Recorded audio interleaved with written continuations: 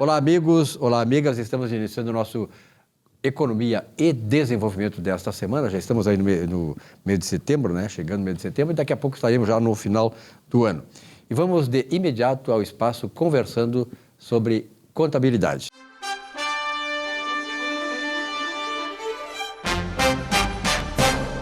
E nesse espaço, Juliano D'Agostini. Juliano, obrigado pela tua presença aqui. Como é que tá, amigo? Com saudade do Tudo amigo. bem? Tu tá trabalhando demais, né, meu? Trabalhando demais, é verdade. Aquele escritório lá, onde os caras te exploram demais, né? É muita exploração, né? Não, mas a gente trabalha com gosto. Não, sim, né?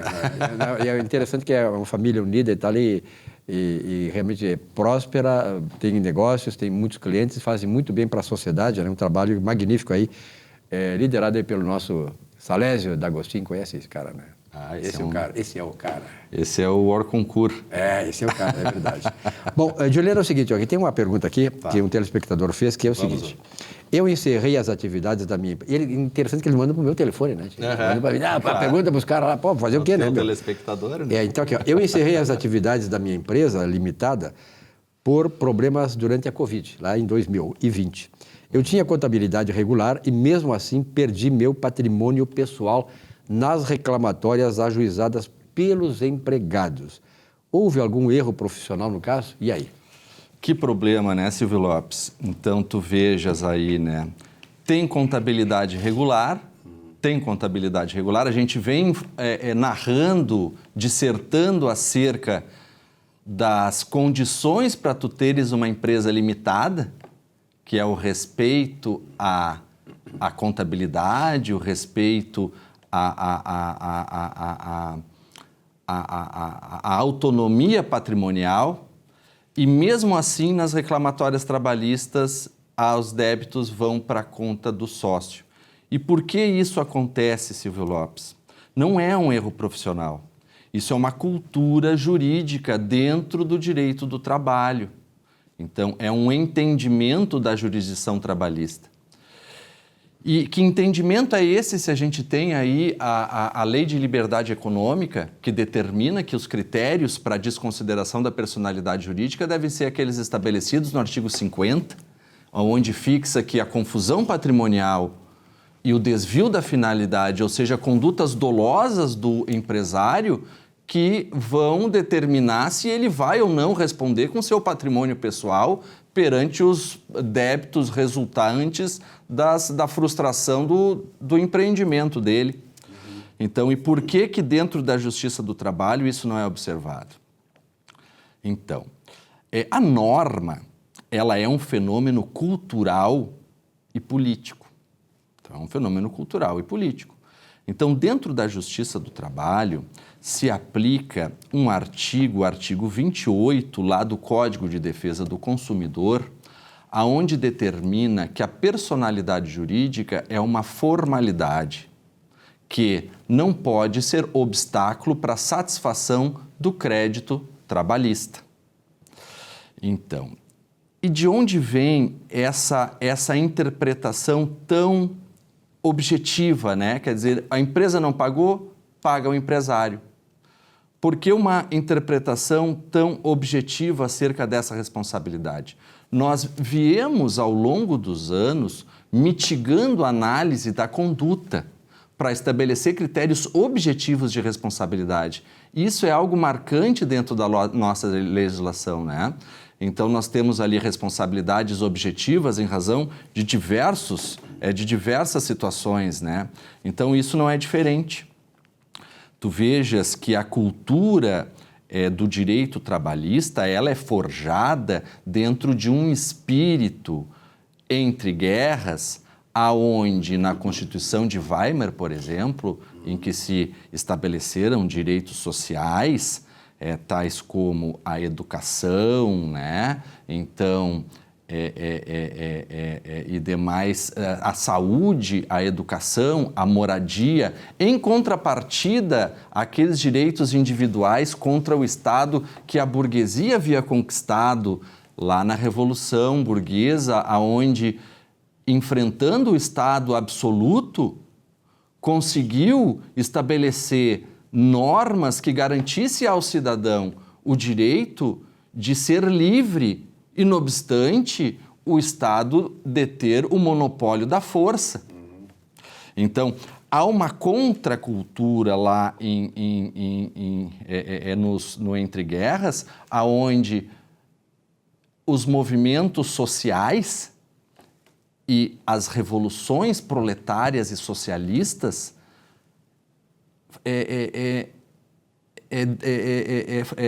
gestaram essas normas, essas legislações, tais como a Carta de Lavoro do Mussolini, tais como a Constituição de Weimar, na Alemanha, né?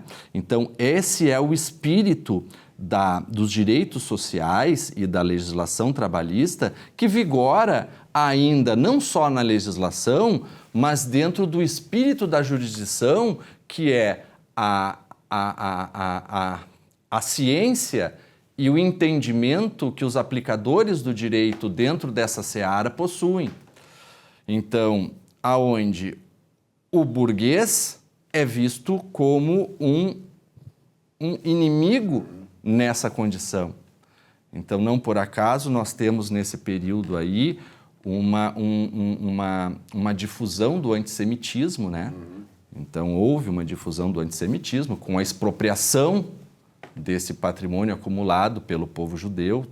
Então, há também vários mecanismos antiliberais instituídos nessa época, aonde se mitiga o devido processo, se mitiga a legalidade para se buscar a justiça social.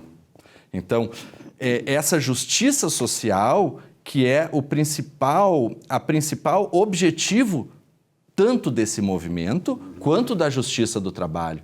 Então, procedendo em quê? Procedendo em satisfação desses cidadãos que não querem arriscar empreender e preferem trabalhar mediante salário e segurança.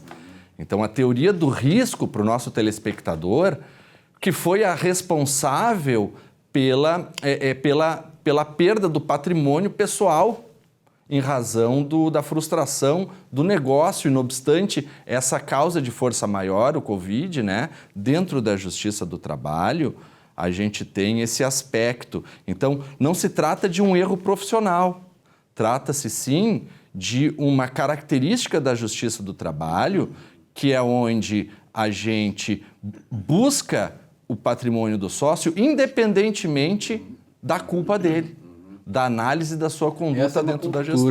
Essa é uma cultura da justiça do trabalho brasileira, eu acho muito particular da brasileira, né? Ela sempre pega um lado, ela sempre defende um lado. E aí, quando tu fala em justiça social, eu acho uma das coisas mais estúpidas que tem esse termo, justiça social. Depende do que é a justiça social. Em primeiro lugar, depende do que você imagina que seja justiça e o que seja social. Então, aqui no Brasil, e sobretudo, até porque eu acho que não há nenhum país no mundo desenvolvido que tenha a justiça do trabalho como nós temos no país. Quer dizer, então, de certa maneira, o empresário, o empregador, né, o burguês na Revolução Socialista, o burguês ele é garroteado por todos os lados e ainda se cobra dele coisas que não, como no caso aí de um acidente climático, um acidente da natureza, não era culpa do camarada. Então, essa forma de cultura da justiça do trabalho é que nós precisamos atualizar, né? Pelo menos modernizar. Nós temos que ter em mente, Silvio Lopes, que assim, o direito ele possui dimensões. Então, a gente está dentro da área do direito ainda, mas o conflito de princípios constitucionais fundamentais, ele é um conflito de dimensões de direito. Então, que essas dimensões de direito são normas que se contrapõem a partir de um espírito de onde elas foram criadas, que fundamentaram justamente esses direitos. Então, nós temos os direitos de primeira geração, que é os direitos à liberdade, à vida, à expressão, à participação política. Esses direitos gestados na Revolução Burguesa contra um Estado autoritário, contra um Estado absoluto. Por quê? Porque havia nesse período uma legislação que mantinha um privilégio de uma aristocracia concedida por meio de títulos, né? Por meio de títulos e por meio de heranças. Então, como a burguesia ela entendia por bem que isso era uma injustiça e entendia por bem que a competição no mercado deveria ser a regra para a distribuição de renda, então, bom, o povo se uniu e conquistou esses direitos individuais. Então, no Entre Guerras, com o aumento da pobreza, se houve um refluxo dessa situação, né? Esse refluxo dessa situação onde não é a vida, é a saúde, não é a propriedade, é a moradia. Então, houveram esses refluxos de ordem social, aonde esses movimentos populares inspirados por uma ideologia socialista, motivaram as guerras. E o fruto disso foi justamente a introdução desses direitos sociais dentro da nossa Constituição. Modernamente, a gente tem as questões dos direitos ambientais, né? Então, que é de terceira geração. Então, tu vejas que, muitas vezes, a vida vai estar contraposta à dignidade. Então, hoje a gente tem casos delicados, como do aborto, né? Então, esses casos delicados, esses cases delicados, eles são resolvidos mediante conflitos de princípios constitucionais fundamentais, aonde essa gama de direitos que se contrapõem entre si são ponderadas pelos nossos tribunais superiores para que se chegue a um resultado que reflita o momento da sociedade, o que urge a sociedade naquele momento, né? Então é isso. Então a gente pode falar para o nosso telespectador que não foi propriamente um problema profissional, talvez um problema de informação sobre qual é a posição majoritária dentro daquela justiça, né? Para que ele não encerrasse as atividades, mas, enfim, fosse negociar essas verbas antes, né? E parcelar, enfim, de tal forma que não deixasse isso acumular, na medida em que a Justiça do Trabalho, ela não vê a desconsideração da personalidade jurídica como um mecanismo que dependa da conduta do empresário. Perfeito. Não depende da conduta, Claro. depende única e exclusivamente da frustração do crédito trabalhista. Então, é uma situação, uma situação lamentável, né? Até porque fugiu do controle dele esse aspecto do Covid, né? Mas, infelizmente, para os empresários e para ele especificamente, mas em algumas situações é a aplicação da justiça, porque a gente vê aí também uma gama de empregados aí que se veem desprotegidos quando do insucesso do empreendimento exercido pelo Brasil afora. Juliano, obrigado pela tua presença aqui. Naturalmente, eu acho que esse exemplo não é único. Esse exemplo aí que nós tratamos agora pode ser expandido aí por várias pessoas, vários empresários que talvez tenham enfrentado ou estejam enfrentando a situação. Um abraço e até a próxima Muito oportunidade. Obrigado. Um abraço, tudo de bom. Tchau, tchau.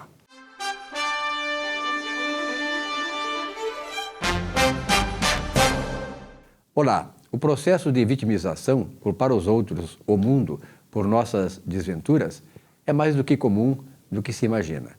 Temos um certo prazer mórbido em nos sentirmos vítimas de alguma forma de exploração, seja ela física ou psicológica. Quem assim procede, no fundo, está praticando um masoquismo imaginário, em certo sentido até uma fantasia do sofrimento. Resista a ser vítima de algo.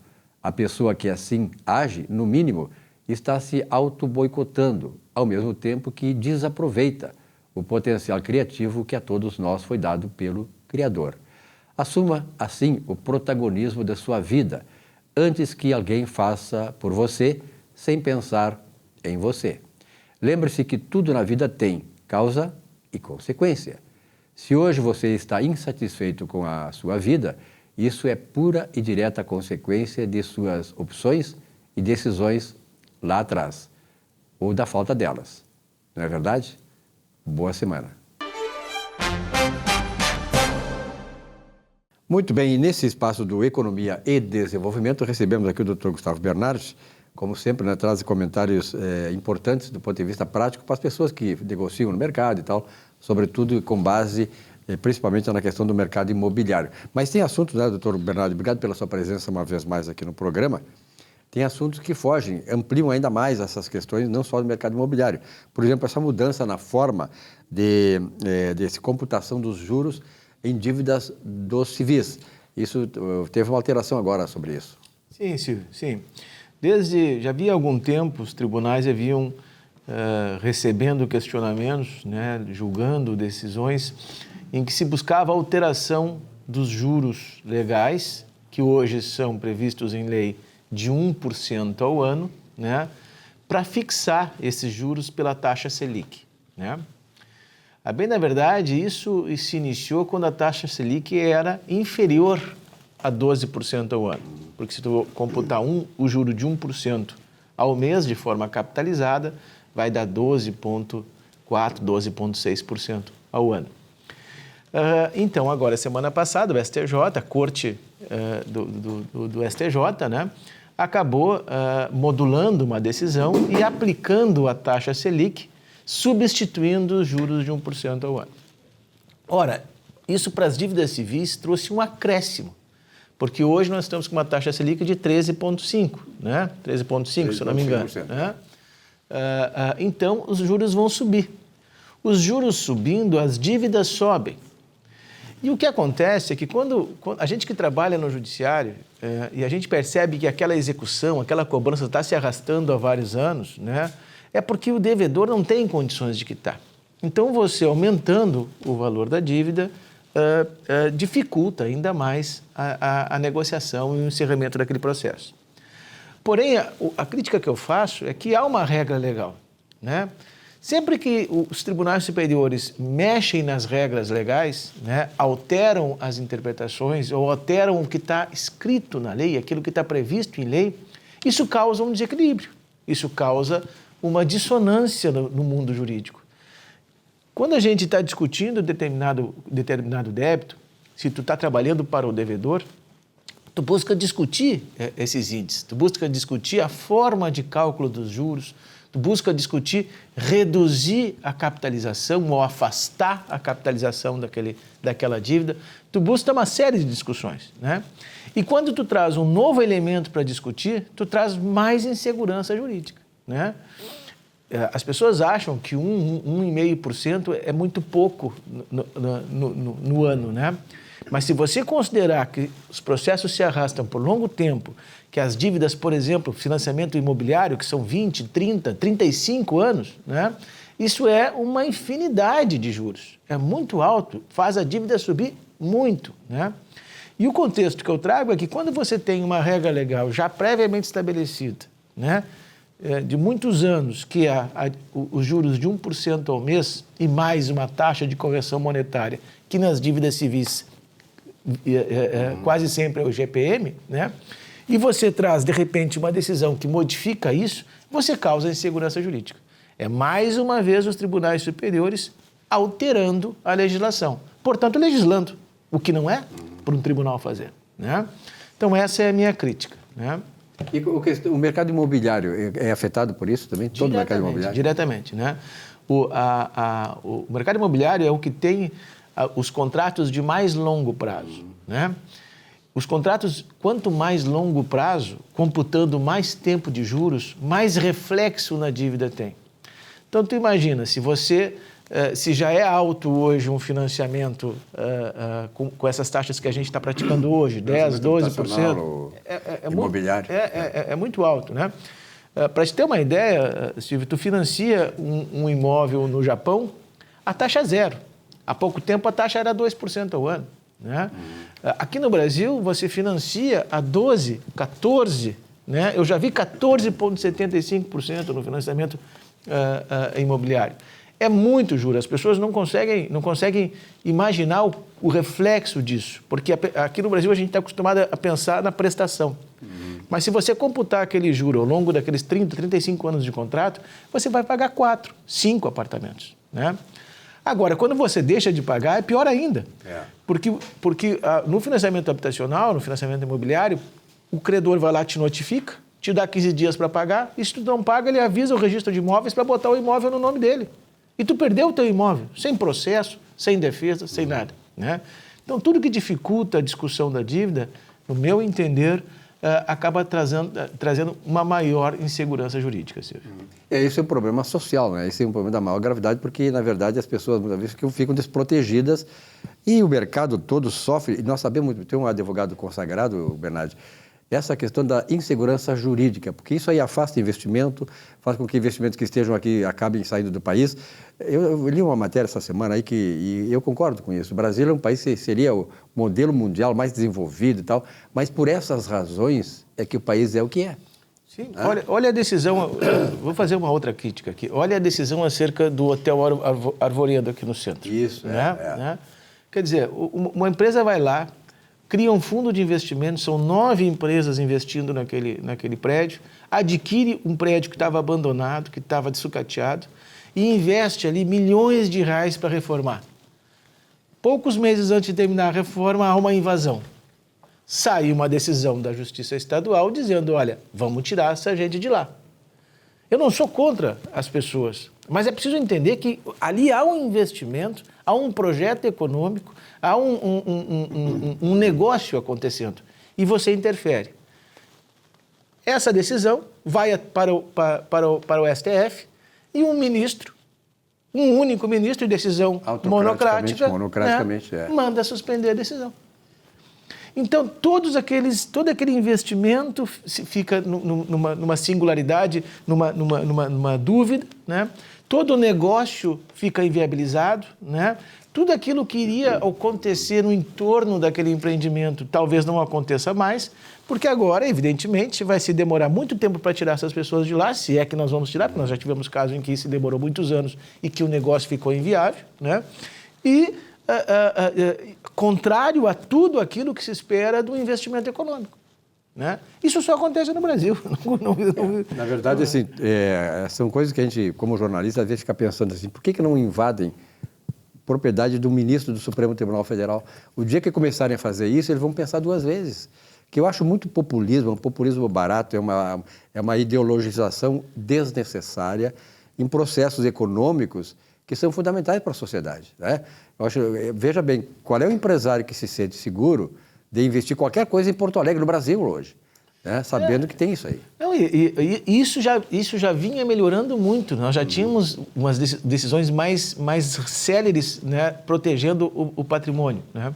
Esse ministro em específico tem muitas fazendas. Não sei se alguma delas foi invadida. Uma boa sugestão aí, vocês aí. Vamos lá, né? Porque, na verdade, assim, de repente, tu tem que, às vezes, bandido, não estou dizendo, estou falando generalizando. Não adianta tu querer combater bandido com as armas da civilidade. As armas da civilidade são para as armas da civilidade, para lutas entre quem é civilizado e não para quem não é civilizado. Então, as armas da civilidade não conseguem dobrar, não consegue ganhar, não consegue vencer o bandido, a bandidagem. A bandidagem tem outras formas de atuação. Então, nós temos que partir para isso também. Esse é um jogo de ganha ou não ganha. Então, a sociedade está chegando nesse ponto. No mundo jurídico, a gente chama de paridade de armas, né? Eu responder ao teu ataque com a mesma força que tu me atacou, né? Exatamente. Isso. O Brasil ainda é um país muito ideológico, né? Então, existem decisões que não são fundamentadas na lei, né? Decisões que tu não espera, né? Nós, como operadores do direito, temos ali as nossas armas, que é a lei, tu leva ao judiciário esperando que aquilo seja cumprido. Mas nem sempre acontece isso.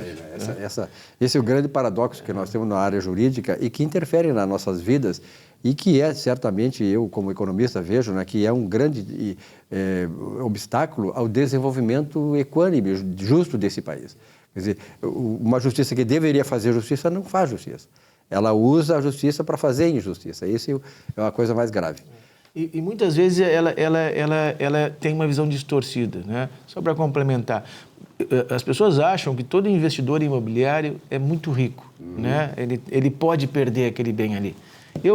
Já vi muitos investidores fazerem loteamento que foram invadidos, que quebraram. Já vi clientes que se mataram numa situação como essa, né? Mas o fato é que inviabiliza o negócio. Quando inviabiliza o negócio, o reflexo econômico é para a sociedade, não é só para o dono do negócio. É essa visão que as pessoas não têm, né? Que um dia chega em ti. Quer dizer, tu acha que os outros são... Não, um dia chega na gente. E tomara que chegue nessas pessoas que estão agindo desta maneira, essa maneira fraudulenta, ideologicamente comprometida e sem sentido. Isso aí não tem sentido. Bernardo, obrigado pela tua presença uma vez mais. Até a próxima oportunidade. Um abraço, Silvio. Bom, o programa Economia e Desenvolvimento, desde lá, seu nascimento, há 20 anos, ele sempre deu ênfase à questão de promover jovens empreendedores. Na minha geração, até vou contar aqui, já estamos com os convidados aqui, o Johan Castro, obrigado, Johan, pela tua presença, e o João Vitor Lopes Araújo, que coincidentemente é o meu neto querido, né? O primeiro neto, o João Vitor Lopes Araújo, filho da minha filha Letícia e do João Manuel. Na verdade, o que eu ia dizendo é o seguinte, quer dizer, então este programa, ao longo do seu tempo, sempre deu destaque para dar a oportunidade para que jovens empreendedores possam mostrar o seu trabalho, a sua visão de mundo e tal. Porque a minha geração, e aí é que eu quero chegar, a minha geração, Johan e João Vitor, era a seguinte, tu começava a jovem e tal, a se preparar para o mercado de trabalho e tal, e tu queria ser um bom empregado, queria ir para o mercado de trabalho e ser empregado. Graças a Deus essa fase passou. Então hoje nós estamos num momento em que os jovens como eles, que estão aqui comigo na fase de 20 anos, eles estão vendo o mundo de maneira diferente. Eles querem empreender, ou seja, colocar a sua criatividade, né, o seu trabalho, a sua criatividade na prática, em empreendimentos, porque é um mercado diferente, é uma forma, é um mindset diferente que eles têm da vida, que eu não tinha naquela oportunidade. Mas tudo era a sua cultura, tudo é o seu momento. Então, naquela oportunidade, o mercado era assim, né? Nós tínhamos empresas que eram um empreendedor e dezenas de funcionários. Hoje nós temos dezenas de empreendedores. Isso é fundamental. Johan, é isso que move vocês também, né? É a vontade de crescer, empreender tem vários aspectos muito positivos para o desenvolvimento de um jovem, né? Eu empreendo desde os 17, 16 anos e tenho certeza que isso me ajudou muito a sair da escola, a terminar a escola já tendo um destino, já sabendo o que eu ia fazer, no que eu ia investir meu tempo, enfim, qual a carreira que eu queria seguir para minha vida, porque dentro de faculdade, dentro de carreiras, por exemplo, advogado, tradicionais. Médico, as tradicionais carreiras nunca me interessaram muito. Na verdade, o máximo, assim, fazer direito para me tornar advogado tributário, mas não era uma vontade de fato, era meio que uma pressão social, né, para que aquilo fosse feito. E empreender se tornou uma paixão. Começou como algo por dinheiro e se tornou uma paixão. Que maravilha. E teve alguma influência familiar, da história familiar ou não? Certamente. Meu pai, empresário, minha mãe, né? corretora de imóveis, que apesar de não empreender, também compra o risco de se não vende, não ganha. Então, tá no sangue. É algo que é passado do meu pai para mim. Isso é uma coisa interessante que tu colocaste, eu vou passar para o meu outro entrevistado, o João Vitor, né? Que é o seguinte, a ideia que vocês têm dessa coisa, porque tu falaste uma coisa que é fundamental, a questão de risco. Na minha geração, e por que eu falo minha geração? Porque nós estamos aí numa sequência de gerações e há muita diferença entre uma e outra. Imagina a minha geração, que eu tenho 73 anos. 7 décadas atrás, quer dizer, quando eu era jovem, 60 anos atrás, o mundo era diferente. Nós queríamos ter um emprego e segurança no emprego. Hoje, graças a Deus, essa juventude, esses rapazes aqui, eles estão com um novo pensamento, uma nova cultura empresarial. Empreender corre o risco, mas o sucesso é decorrência disso, né?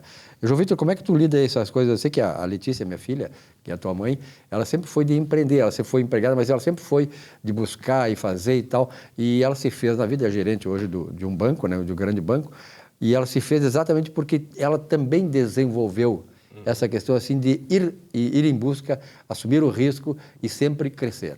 Então, foi uma vontade minha que surgiu, porque eu sempre tive vontade de ter algo meu, algo que eu pudesse trabalhar e ajudar as pessoas. Não só com o principal objetivo de ganhar dinheiro, mas agregar valor para as pessoas que eu atendesse.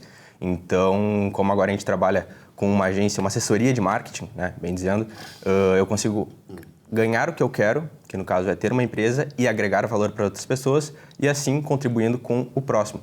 Ou seja, as pessoas que viram nossos clientes e, consequentemente, contribuem para a nossa empresa. Viram amigos também, né? Viram exatamente. E amigos, né? Consequentemente, contribuem junto com a gente consegue agregar valor para eles e entregar ótimos resultados também. Aliás, uma das coisas, o Johan falou a questão do risco e agora tu coloca numa questão, João Vitor, que eu acho fundamental, a questão do risco, e tu disseste assim, ajudar as pessoas. O Albert Einstein foi um grande filósofo, grande pensador, e ele tinha uma frase: não vem de religioso, ele não é de líder religioso, vem de Albert Einstein. Ele dizia: a vida só vale a pena quando se vive para os outros. Então, quando tu faz alguma coisa que não abrange só o teu egoísmo, a coisa só para ti, o universo trabalha para ti. Então, essa questão que tu colocaste, o risco, e que complementa o João Vitor aqui com a questão de fazer para ajudar os outros, isso é fundamental. São as bases através das quais as pessoas se realizam e fazem grandes coisas. Então, eu acho que vocês têm um futuro brilhante porque pensam dessa maneira. Johan. Eu acho que é benéfico. O nosso tipo de serviço, na verdade, ele só dá certo quando se tem esse pensamento de que eu quero ajudar o meu cliente a crescer, porque dessa maneira eu cresço junto, né? Inclusive, no nosso modelo de negócio, não é vantajoso para mim, por exemplo, que uma empresa me contrate e 2 meses depois a gente tenha que encerrar a parceria porque eles não tiveram resultado. Eu não vou ter lucro em 2 meses. Eu vou ter lucro a partir de 3 meses, 4 meses, 5 meses, 6 meses. Isso é uma noção do investimento, né? Isso é a base do investimento. É o longo prazo, Então, eu preciso que ele fique comigo e, para que ele fique comigo, ele precisa ter resultados, ele precisa crescer, né? A gente tem parceiros que a gente começou, por exemplo, há 2 anos atrás, que hoje estão abrindo filial, que já ampliaram o espaço, que mais que triplicaram o faturamento. Então, é uma construção contínua. É claro que eu não acreditaria todas as fichas em mim, né? Não digo que sou o maior responsável por esse crescimento, mas com certeza a nossa assessoria ajudou e fez parte desse crescimento, né? Então, é um movimento que vem trazendo muitos empresários e vem fazendo com que o mercado mude, né? Não só nós, existem outras assessorias que também impactam o mercado, né? São nossos concorrentes, mas é legal ressaltar que tem muitos jovens empreendendo nesse ramo e são jovens que estão conseguindo entrar no mercado de trabalho já causando um impacto, coisa que antigamente não era normal. Para tu ganhar nome no mercado eram anos e anos, né? Hoje em dia não precisa de tanto tempo mais. É muito bom ouvir essas coisas, né? Porque, na verdade, vem de jovens de em torno de 20 anos, que lá na minha geração era inimaginável, né? Tu pensar que um jovem tivesse a cabeça como eles têm. Bom, a AM Company, o que ela faz? É a empresa que vocês agora mudaram, inclusive, vocês estavam aqui no Barra Shopping, né? Isso. E agora estão aonde? Na General Rondon, na Tristeza. Aqui na Tristeza, um belo endereço ali, General Rondon, um bom local, né? Ao lado da tua casa também? Volta a pé, mas que maravilha. Qualidade de vida. Bom, tem as suas vantagens, tem que ter um pouquinho de comodismo. Certamente. Mas, na verdade, é o seguinte, hoje em dia, as pessoas... Pode ver assim, tu pega uma cidade... Antigamente, por exemplo, assim, eu trabalhava em algum lugar e muitas vezes o lugar onde eu trabalhava, eu morava no lugar e o lugar onde eu trabalhava ficava longe da distância da minha casa. Então, hoje, as pessoas estão exatamente vendo isso aqui. Tu vai fazer um empreendimento, tu vai trabalhar e busca trabalhar o mínimo perto da tua casa, para que haja menos movimentação, porque hoje o trânsito, essas coisas tudo, elas acabam impactando muito na questão do tempo perdido, né, em coisas que não dizem respeito. Então, a AM Company está lá na Marechal Rondon, qual é o endereço? General Rondon 720. General Rondon 720. Então tá. Sala Bom, o que faz a AM Company? Nós somos uma empresa focada na geração de demanda qualificada e no aumento da presença digital, né? Em questão, geração de demanda, nós temos, por exemplo, serviços de estruturação comercial, nós temos o tráfego pago, que são as mídias pagas no Instagram, Facebook, Google. Na frente de aumentar a presença digital, nós entramos com o serviço de gerenciamento de redes sociais, produção de mídias, edição de vídeos, site, que é muito importante, acho que o João tem mais propriedade de fala sobre isso referente depois, a isso. Referente à criação de site, eu que sou responsável hoje pelo desenvolvimento dos sites, e muita gente não sabe a importância de ter um site atualmente. E para estar bem posicionado, né, além da demanda qualificada, da geração de demanda qualificada, que é o nosso carro-chefe, é muito importante que tenha um posicionamento tanto para a qualificação desses clientes, tanto para informação. Então, por exemplo... Isso, autoridade. Então, por exemplo, quando alguém chega no teu site através dos anúncios, quando tu tem um site apresentável com as informações necessárias, o cliente vai chegar, ele vai entender mais sobre a tua empresa, até porque com o aumento da demanda, consequentemente, começa a aumentar muito o serviço do nosso cliente. Então, ele vai ter que atender muito mais pessoas pelo WhatsApp ali, se for o principal objetivo, e um site faz com que a gente consiga sempre segmentar, como dentro dos anúncios já tem segmentação, mas ainda fazer mais um filtro até que o cliente chegue no WhatsApp. Então, a gente consegue, através disso, além de gerar mais autoridade por ter um site, por ter algo informativo ali que a pessoa possa conhecer mais sobre a empresa sem que entre diretamente em contato contigo, é muito importante atualmente. Depois tem muitas empresas, muitos empreendimentos que ainda estão no analógico, né? Então, o imperativo hoje do mercado, para você conquistar o mercado, crescer no mercado, conquistar clientes e tal, e ter, naturalmente, porque quem trabalha nesse empreendedor, ele quer o quê? Quer obter lucro. E o lucro nada mais é do que o resultado de uma eficiente administração do teu negócio. Então, naturalmente, é o seguinte, essa questão toda, e aí eu quero a tua opinião também, depois do João Vitor, que é a necessidade premente das empresas hoje se qualificarem e, sobretudo, se incorporarem neste mercado digital. Sem isso, não tem como. Vamos partir do princípio de que a maioria dessas empresas que ainda trabalham com um modelo de negócio mais antigo, que ainda não migraram para o digital, dependem de alguma forma de indicações. É o que eu mais escuto. Ontem mesmo a gente foi numa reunião e me falou isso. Meu negócio gira muito bem por conta das indicações. O que eu sempre falo, é muito bom, indicação é um baita canal de vendas e funciona, isso é inegável, né? O boca a boca é o melhor dos cenários. O problema do boca a boca é que ele não é mensurável. Não tem como tu colocar uma meta em cima de indicação. Claro, existem práticas que aumentam o número de indicações para o teu negócio, mas tu não tem como cobrar de alguém que te indique, né? Cobrar firmemente de alguém que te indique. Enquanto, com o tráfego pago, o teu negócio se torna mais mensurável, tu consegue ter maior previsibilidade de faturamento. E para o empreendedor isso é importante. Tem mais importante. informações também, né? Com Porque, certeza. de repente, uma coisa me agrada a mim, pessoalmente, até pela questão de simpatia com o camarada, se é alguma coisa que me atendeu, e pode não interessar vocês. Exatamente. Tá? Com o tráfego tu vai ter uma previsibilidade muito grande dos resultados que tu vai ter. Tu vai investir, tu vai conseguir ver para onde foi direcionada a tua verba, tu vai ver as pessoas vindo, porque com certeza a demanda vem. Então, ajuda muito o negócio. Até os negócios tradicionais, até aqueles que têm há anos, que já têm uma base de clientes forte, ainda pode crescer. Se quer crescer, o digital é um meio. Talvez, então não quero anunciar porque eu não preciso de demanda, mas tu precisa de presença digital, né? Para que tu se mantenha no topo. Porque tem, por exemplo, restaurantes que a estão há 10 questão anos. institucional, né? Tu tem que institucionalmente estar presente na mídia. Exatamente. Isso aí é importante. Os meios onde te procuram. É. Imagina, quando a gente quer, por exemplo, estou em uma cidade que eu não conheço, quero ir num restaurante, a primeira coisa que eu vou fazer é procurar no Google. Aí se não tem site, se não está no Google, como é que eu vou saber? Como é que eu vou achar? Eu vou ir no concorrente, porque o concorrente se posiciona melhor. Então esse é o pensamento necessário. As pessoas não sabem de cabeça onde estão os estabelecimentos. João Vitor, na verdade, assim, então o que eu penso que, na verdade, esse trabalho de vocês dá sustentação para o cara e, ao mesmo tempo, impulsiona o negócio dele, né?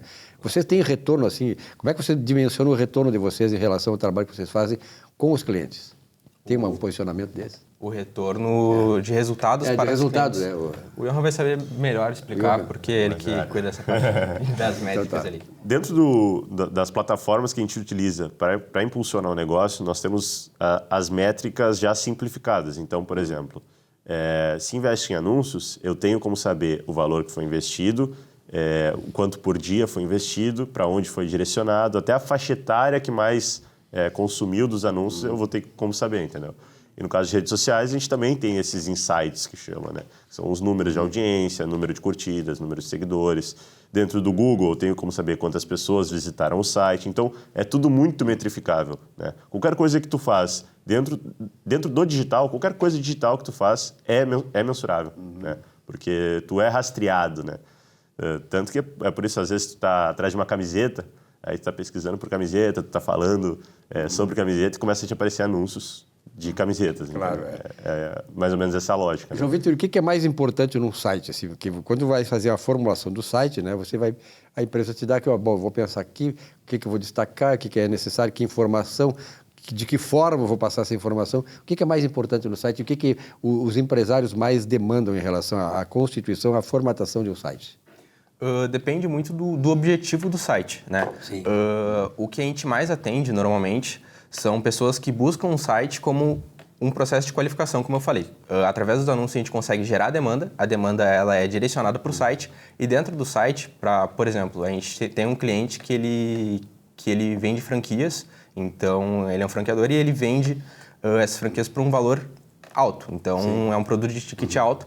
E muita gente que provavelmente vê o anúncio vai chegar no WhatsApp dele, de curioso, e vai querer perguntar valores e não vai ter interesse nenhum em comprar. Ele só vai chegar de curioso no WhatsApp e não é isso que a gente quer. A gente quer que chegue um cliente qualificado, um potencial cliente no WhatsApp. Então, o site é muito importante ter esse processo de qualificação. Então, normalmente, coleta de informações fazia com que o lead, o possível cliente, interaja contigo, para que aí sim a gente consiga ver que realmente teve uma demonstração de interesse para captar esse cliente e ele virar um cliente ativo dos nossos parceiros. E esse trabalho de vocês, né, Ibrahim, é naturalmente que é um trabalho... Hoje em dia, não importa tanto a localização da empresa, mas importa a forma como ela trabalha na questão, digamos assim, da atemporalidade, da supralocalização. Ou seja, vocês podem atender gente até do Amazonas e tal, né? Hoje não importa a localização. Não importa, Brasil inteiro. Nossos clientes naturalmente se concentram aqui em Porto Alegre, né? Pelos meios em que a gente frequenta, então conheço meus clientes pessoalmente, muitos deles, mas tem clientes do Brasil todo. Esse franqueador, por exemplo, não é daqui, é de São Paulo, porque nosso serviço é digital, né? O que a gente faz, por exemplo, pegar um cliente do Rio de Janeiro, eu preciso conhecer melhor o mercado do Rio de Janeiro, eu preciso entender sobre o nicho do meu cliente, como funciona no Rio de Janeiro o consumidor, como funciona. Porque, na verdade, essa coisa é importante, né? Essa segmentação do mercado, porque isso depende, num mercado cultural, mais né? amplo, exatamente. No mercado mais amplo tem várias formas de segmentação. Tem um nicho que compreende dessa forma, outro dessa forma. Tu imagina no Rio de Janeiro, em relação ao Rio Grande do Sul. Os né? padrões de consumo mudam muito, né? Cultura toda, né? Muito, influencia bastante. Mas esse estudo pode ser feito à distância, não é um problema, né? E a gente faz, toda vez que vai assumir um cliente de um às vezes até segmento, né? Porque existem negócios de diversos segmentos, dos mais específicos aos mais comuns de se ver. E toda vez que a gente assume um cliente, a gente faz todo um estudo de mercado para entender quem são os concorrentes, como funciona a venda dentro desse mercado, né? Quem é o público-alvo. Então, é natural que a gente faça isso. A única coisa que muda quando é de outro estado ou outro país é que esse estudo é um pouquinho mais longo, mas não é um problema, não é uma objeção. E essa procura pelo trabalho de vocês, como é que ela se dá? Como é que vocês recebem isso aí? Porque, naturalmente, claro, tem o boca a boca, o cara que está sendo assessorado por vocês já conhece o trabalho e tal. Por exemplo, eu tenho um cliente lá em Canoas, veja bem, e ele é um cara que faz consultoria para supermercados. Outro dia eu fui fazer uma visita para ele, ele me disse assim, olha, 95% dos supermercados brasileiros, 95% dos supermercados brasileiros nós atendemos. Veja bem, Pernambuco, Amazonas e tal, ele não precisa ir lá. Raramente eles precisam viajar. Então, esse é um novo mercado, assim, que a minha geração jamais imaginou. Quer dizer, antigamente, tu fazia era na tua quadra, na tua zona e tal, no máximo na tua cidade. Né? Não tinha essa mobilidade, né? Esse atendimento, essa presença em outros mercados distantes, né? Que tem hoje, né, João Vitor? E quem é que procura site, João Vitor? Na verdade, tu disseste aí que o site é fundamental e é importante realmente, né? Quem é que busca mais? Qual é o segmento? Existe algum segmento mais propício para ter o site ou qualquer pessoa pode ter o site? Qualquer pessoa. A gente atende empresas de diversos segmentos, desde restaurantes, lojas de carro, franqueadoras também.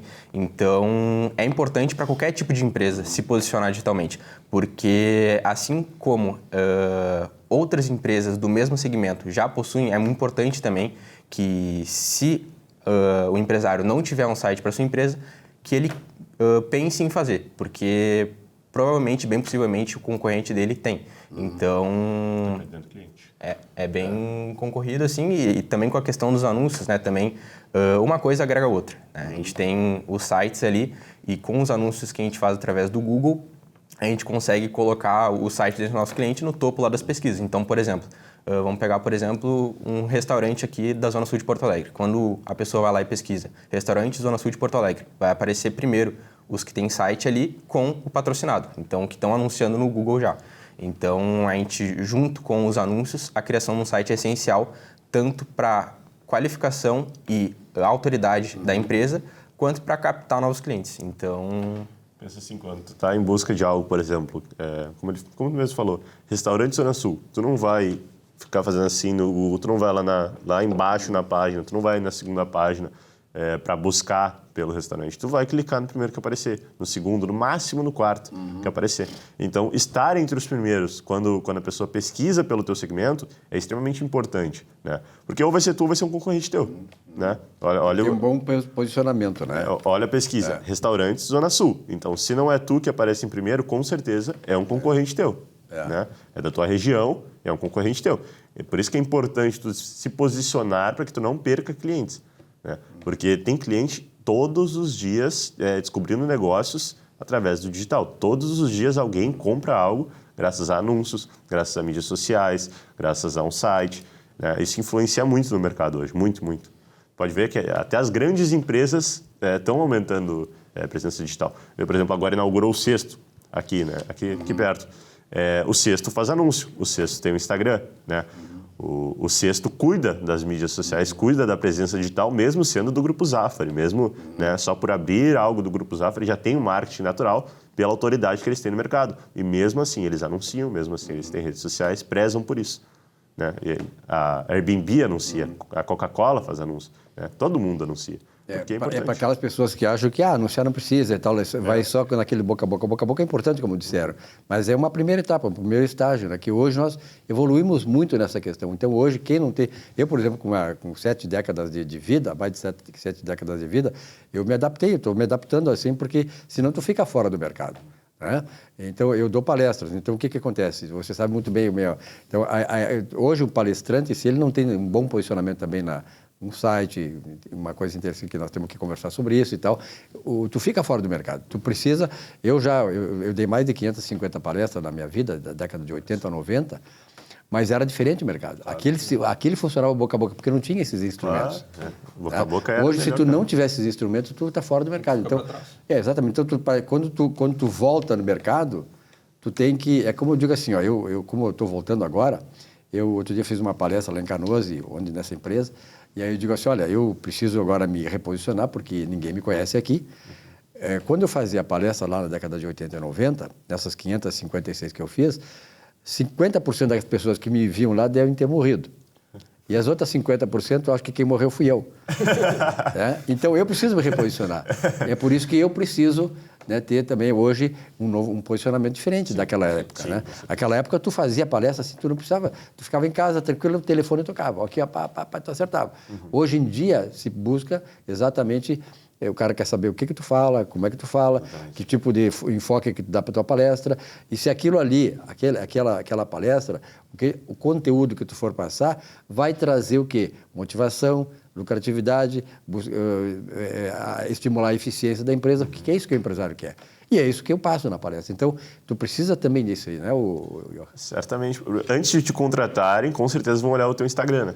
Vamos ver as palestras que tu já fez. Hoje faz isso, exatamente. Como tu fala, tu mesmo falou, né? O roteiro da tua palestra. Então, é o primeiro lugar que vão buscar, com certeza, quando escutarem o teu nome. Né? Quando tu sugerir a palestra, a primeira coisa que vão fazer é olhar todas as redes sociais. Como tu disseste, o Grupo Zafari, eu fui lá, visitei o Sexto. Esse é realmente um troço fantástico, maravilhoso. Olha, eu nunca tinha entrado ali num atacadão, atacarejo. Sei lá, um atacadão. Tem atacadão e atacarejo agora, né? Na verdade, são adaptações que as grandes empresas do comércio estão fazendo, e o Zafari é líder nisso. O Zafari tem poder de investimento e tal, e, sobretudo, ele tem a sensibilidade no mercado, a percepção para onde caminha o mercado.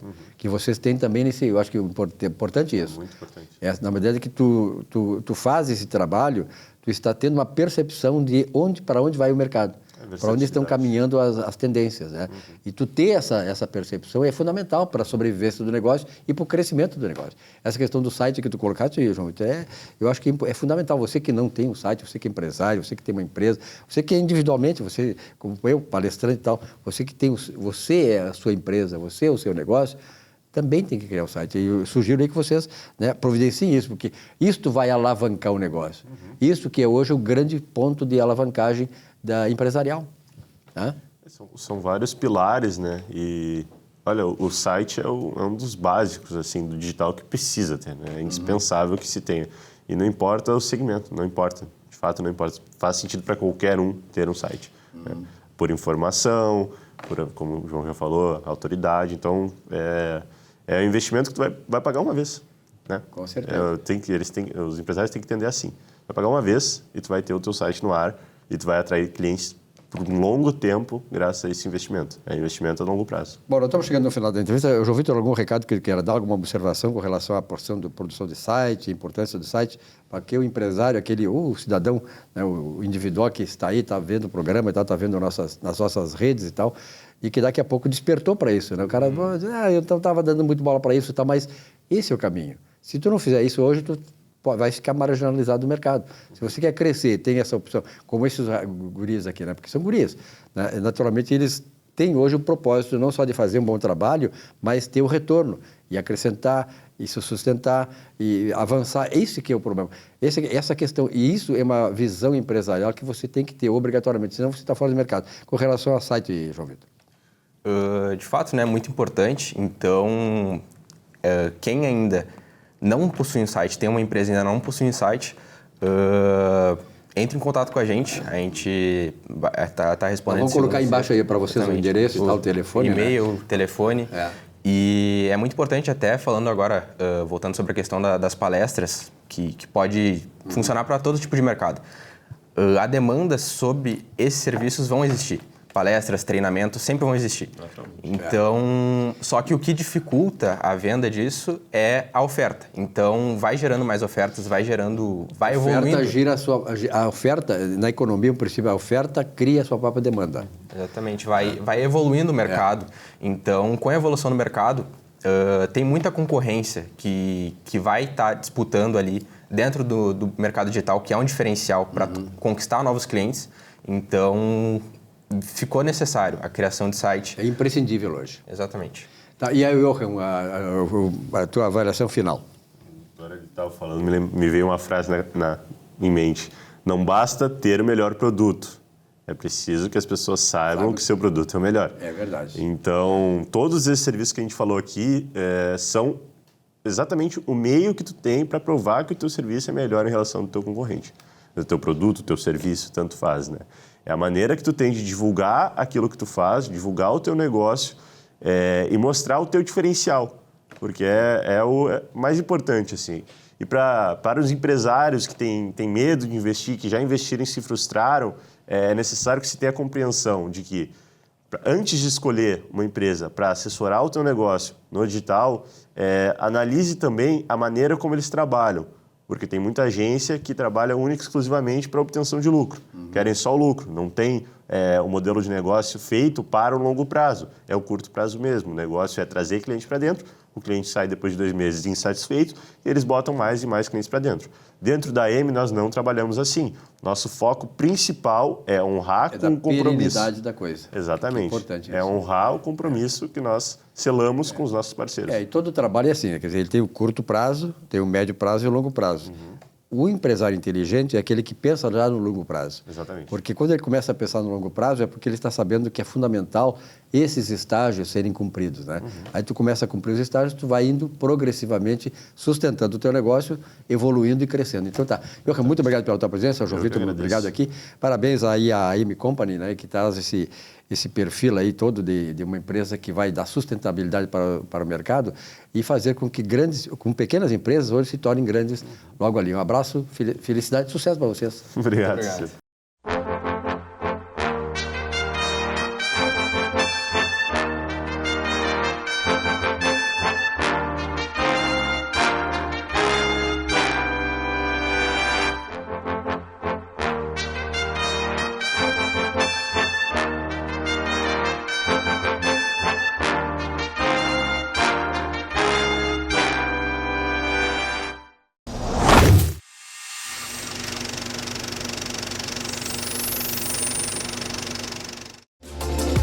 Solução Mídia Digital, transformando a forma como você se comunica.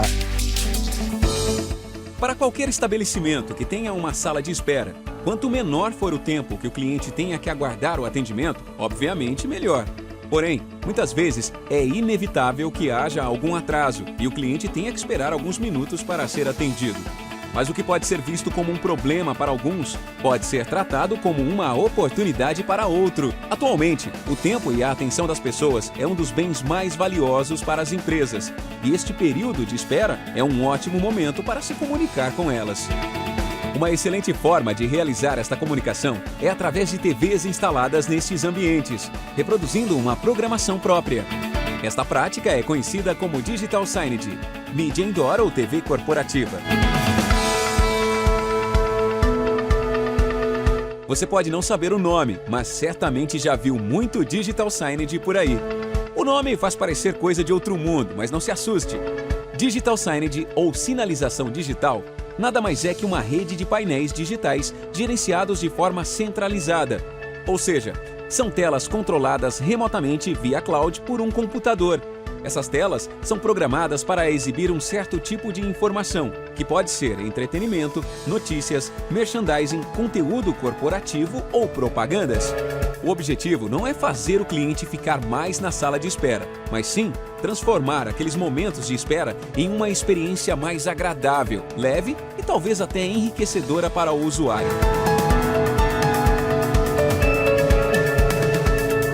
Primeiro, são criados os conteúdos, ou seja, os vídeos e as telas que serão exibidos nas TVs. Esse conteúdo é gerido por um software que controla a transmissão dos vídeos e campanhas publicitárias. Este software programa a ordem, os horários e em quais players serão exibidos. Dessa forma, é possível criar um conceito de comunicação global ou diferenciado por cada canal ou por cada player. Os players são mini PCs, que recebem o conteúdo via internet e transmitem para a TV. O sistema é monitorado em tempo real, permitindo a manutenção sem a presença de um técnico.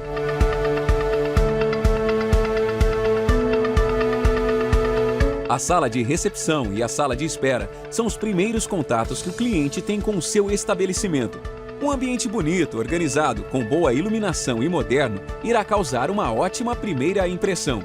Agora, imagine a impressão que irá causar ao seu cliente quando ele se deparar com uma programação específica do seu negócio, uma rede de TV própria. TV na sala de espera oferece entretenimento para o cliente, fazendo que ele não fique pensando na espera em si.